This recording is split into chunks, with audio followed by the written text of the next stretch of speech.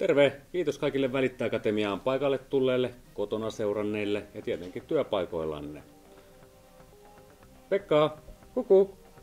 Oho, mistä tupsahdit? No, kuntotarkastuksesta tulin. Okei. Hei, jotain uuttakin ja muuta on vielä luvassa.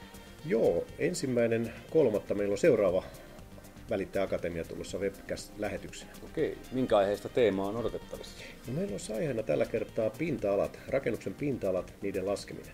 Okei, kuulostaa mielenkiintoiselta. Siellä on bruttoalaa, huoneistoalaa, kerrosalaa, aikamoinen viidakko.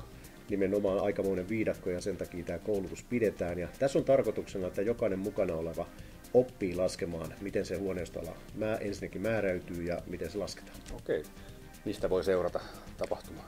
Akatemia.tv. Tervetuloa! Tervetuloa, 1.3. nähdään.